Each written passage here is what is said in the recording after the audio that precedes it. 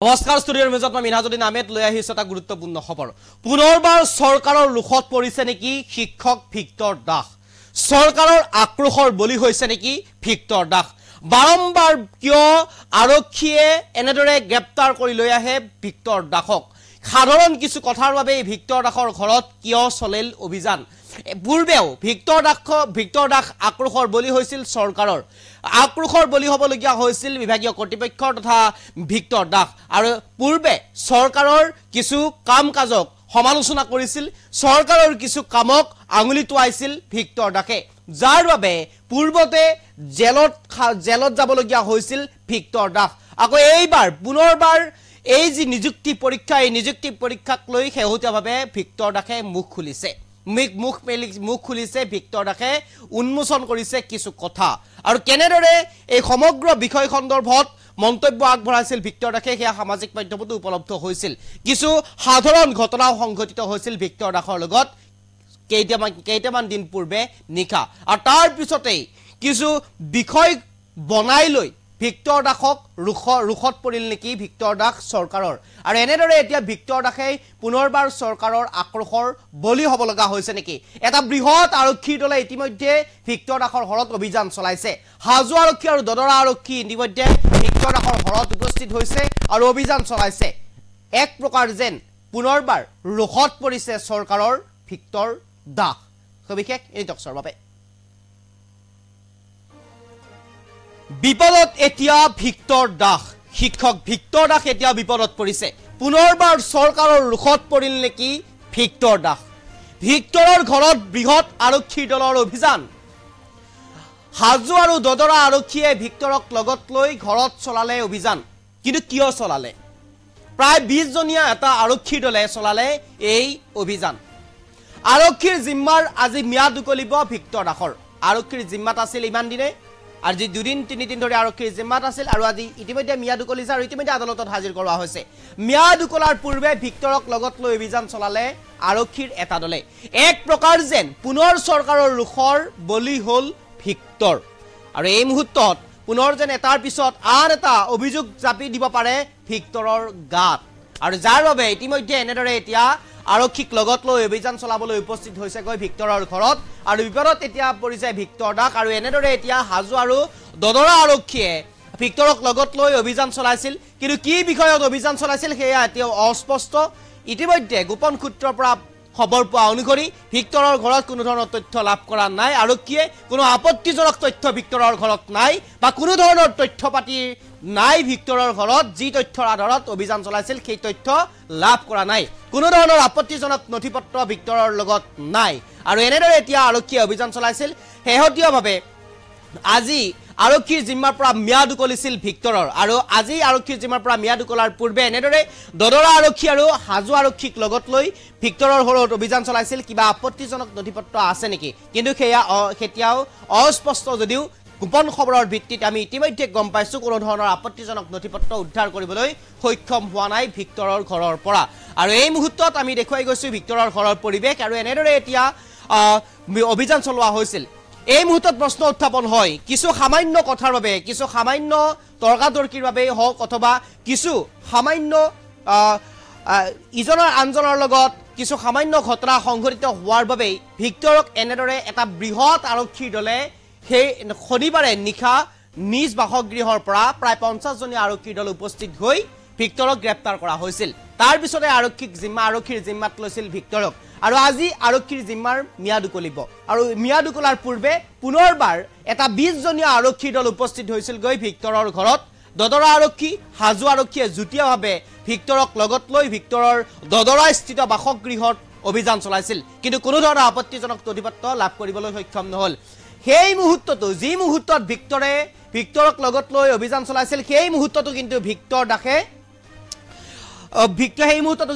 দাসে এনেদৰে ছাত্ৰ ছাত্ৰীৰ হকে মাত মাতি গৈছিল ছাত্ৰ ছাত্ৰীক কেনেদৰে পৰীক্ষা দিব লাগে কেনেদৰে কি প্ৰশ্ন আহিব পাৰে পৰীক্ষাত তাক কৈ গৈছিল এফালৰ পৰা কেনেকুৱা ধৰণৰ প্ৰশ্ন আহিব পাৰে কেনেকুৱা ধৰণৰ প্ৰশ্ন পৰীক্ষাত আহিব পাৰে শেহতীয়াভাৱে নিযুক্তি পৰীক্ষাক লৈ যি বিসংগতি সংগঠিত বা যি বিসংগতি হৈছিল বা যিন ধৰণৰ কথা সামাজিক মাধ্যমত প্ৰচাৰ হৈছিল মুখ্যমন্ত্ৰী হিমন্ত বিশ্ব শৰ্মাই যি ঘোষণা কৰিছিল নিযুক্তি পৰীক্ষা APSC পাতা হ'ব তাক লৈ ভিক্টৰ জাঙৰ খাই উঠিছিল তাক লৈ ভিক্টৰে মন্তব্য প্ৰকাশ কৰিছিল কেইবাটাও সংবাদ মাধ্যমৰ সন্মুখত মন্তব্য প্ৰদান কৰিছিল আৰু এনেদৰে মন্তব্য প্ৰদান কৰাৰ পিছত ভিক্টৰ দাসক কিছু বিষয়ৰ বাবে আৰক্ষীয়ে গ্ৰেপ্তাৰ কৰা হৈছিল আৰু মাৰপিটৰ অভিযোগত গ্ৰেপ্তাৰ কৰা হৈছিল এগৰাকী ব্যক্তিৰ বাহন ভাঙি দিয়াৰ অভিযোগত গ্ৰেপ্তাৰ কৰা হৈছিল আৰক্ষী বিষয়াক প্ৰহাৰ কৰাৰ অভিযোগত গ্ৰেপ্তাৰ কৰা হৈছিল ভিক্টৰ দাসক আৰু ভিক্টৰ দাসক গ্ৰেপ্তাৰ কৰি আৰক্ষীৰ জিম্মাত ইতিমধ্যে 3 দিন ৰাখিছিল আৰু আজি ইতিমধ্যে মিয়াদ উকলিছে আৰক্ষীৰ জিম্মাৰ পৰা আৰু মিয়াদ উকলাৰ পূৰ্বে এনেদৰে আৰক্ষী ভিক্টৰৰ ঘৰত অভিযান চলাইছিল যদি কোনো ধৰণৰ নথিপত্ৰ লাভ নকৰিলে আৰু এনেদৰে এতিয়া ভিক্টৰক পুনৰ জেললৈ পঠিওৱা হ'ব ন্যায়িক জিম্মাৰ পৰা জেললৈ পঠিওৱা হ'ব আৰু জেলত ভিক্টৰ থাকিব লাগিব তাৰ পিছতেই এটা প্ৰশ্ন উত্থাপন হৈছে ভিক্টৰ দাসক লৈ পুনৰ চৰকাৰে ৰচিছে নেকি কিবা পৰিকল্পনা ভিক্টৰ দাস পুনৰ পৰিল নেকি চৰকাৰৰ ৰুখত পুনৰ আক্ৰোশৰ বলি হ'ল নেকি চৰকাৰৰ ভিক্টৰ দাস কাৰণ চৰকাৰৰ এটা কামক লৈ ভিক্টৰ দাসে মাত মাতি আহিছিল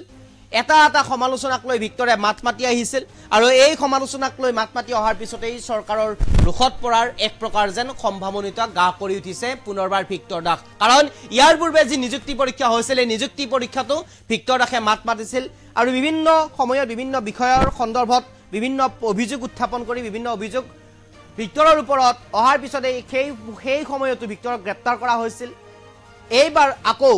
নিযুক্তি পৰীক্ষাক লৈ ভিক্টৰে মাত মাতিছে এইবাৰ আকৌ নিযুক্তি পৰীক্ষা সন্দৰ্ভত ভিক্টৰে মুখ খুলিছে যাৰ বাবে এনেদৰে পুনৰ ৰুখৰ বলি হ'ব গৈছে নেকি চৰকাৰৰ ৰুখৰ বলি হ'ব গৈছে নেকি ভিক্টৰ দাস আৰু এনেদৰে এতিয়া ভিক্টৰ দাসক পুনৰবাৰ চৰকাৰে আক্ৰোশৰ বলি হ'ল নেকি বা চৰকাৰৰ বলিৰ পথা হ'ব গৈছে নেকি এতিয়া ভিক্টৰ দাস আৰু এনে ধৰণৰ প্ৰশ্ন উত্থাপন হৈছে তাৰ মাজতো কিন্তু ভিক্টৰ দাসে জেৰা চলাই থকাৰ সময়তো বা অভিযান চলাই থকাৰ সময়তো ভিক্টৰ দাসে কিন্তু ছাত্ৰ ছাত্ৰীৰ হকে মাত মাতি যোৱা পৰিলক্ষিত হ'ল ছাত্ৰ ছাত্ৰীক উপদেশ দি গ'ল কেনেদৰে পৰীক্ষাত বহিব লাগিব কেনেদৰে ছাত্ৰ ছাত্ৰীয়ে কেনেদৰে পৰীক্ষাৰ সন্মুখীন হ'ব কেনেদৰে ছাত্ৰ ছাত্ৰীয়ে পৰীক্ষা বহিব এই সমগ্ৰ বিষয় সন্দৰ্ভত ভিক্টৰ দাসে পুনৰবাৰ মাত মাতি যোৱা পৰিলক্ষিত হৈছে আৰু এনেদৰে এতিয়া ভিক্টৰ দাসৰ ঘৰত অভিযান চলোৱাৰ সময়তে ভিক্টৰৰ ঘৰৰ পৰা যি মন্তব্য প্ৰদান কৰিছিলে এই মন্তব্য আমাৰ হাতত আছে আমাৰ লগত আছে মন্তব্য আমি ভিক্টৰ দাসৰ মন্তব্য আছে মন্তব্য আমি শুনাব বিচাৰিছো ভিক্টৰ দাসৰ মন্তব্য হেল্ল'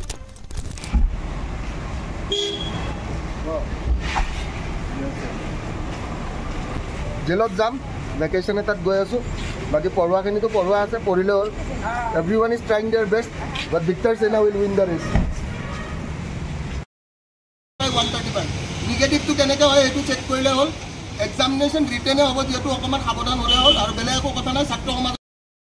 কৰাই যে গৈছে এইখিনি এনাফ ঠিক আছে জিকে পৰ্চনৰ কাৰণে ব্ৰহ্মাস্ত্ৰ অগ্নিবাণ চাবি বাকী ছ'চিয়েল ষ্টাডিজৰ কাৰণে অৰ্থশাস্ত্ৰ জিঅ'গ্ৰাফী ইতিহাস আপোনাৰ ঘৰত আজি অভিযান চলাইছে আৰক্ষীয়ে একো অভিযান চলোৱা নাই আৰক্ষীয়ে যিখিনি বস্তু আছিলে সেইখিনি বস্তুৱে একো এইটো অভিযান বুলি নকয় ঠিক আছে আৰু ইম্পৰ্টেণ্ট কথা ভালকৈ পৰীক্ষা দিলে হ'ল চবেই যিমানখিনি আছ টেনশ্যন ল'বলগীয়া একো নাই ঠিক আছে এইটো এটা নতুন অভিজ্ঞতা কিবা শিকি আহিম আহি কিনে আকৌ পঢ়াম জেলৰ ভিতৰৰ জীৱনটো কিমান সুন্দৰ একো চিন্তা নকৰিবি ভালকৈ পঢ়িবি এটাই কথা কৈছোঁ ঠিক আছে যিখিনি কৰাই যে গৈছোঁ সেইখিনি এনাফ ঠিক আছে জিকে পৰ্চনৰ কাৰণে ব্ৰহ্মাস্ত্ৰ অগ্নিবাণ চাবি বাকী ছ'চিয়েল ষ্টাডিজৰ কাৰণে অৰ্থশাস্ত্ৰ জিঅ'গ্ৰাফী ইতিহাস আপোনাৰ ঘৰত আজি অভিযান চলাইছে আৰক্ষীয়ে একো অভিযান চলোৱা নাই আৰক্ষীয়ে যিখিনি বস্তু আছিলে সেইখিনি বস্তুৱে একো এইটো অভিযান বুলি নকয় ঠিক আছে আৰু ইম্পৰ্টেণ্ট কথা ভালকৈ পৰীক্ষা দিলে হ'ল চবেই যিমানখিনি আছ টেনশ্যন ল'বলগীয়া একো নাই ঠিক আছে এইটো এটা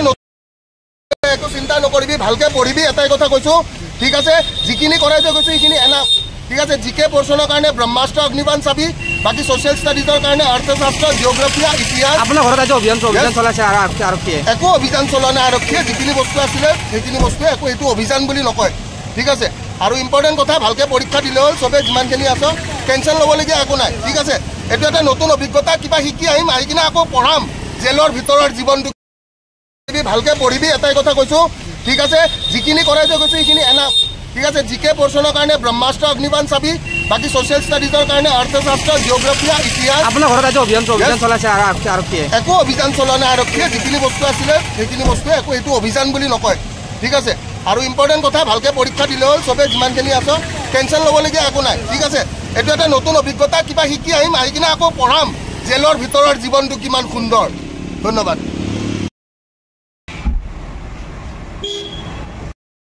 চলাইছে আৰক্ষীয়ে একো অভিযান চলোৱা নাই আৰক্ষীয়ে যিখিনি বস্তু আছিলে সেইখিনি বস্তুৱে একো এইটো অভিযান বুলি নকয় ঠিক আছে আৰু ইম্পৰ্টেণ্ট কথা ভালকৈ পৰীক্ষা দিলে হ'ল চবে যিমানখিনি আছ টেনশ্যন ল'বলগীয়া একো নাই ঠিক আছে এইটো এটা নতুন অভিজ্ঞতা কিবা শিকি আহিম আহি কিনে আকৌ পঢ়াম জেলৰ ভিতৰৰ জীৱনটো কিমান সুন্দৰ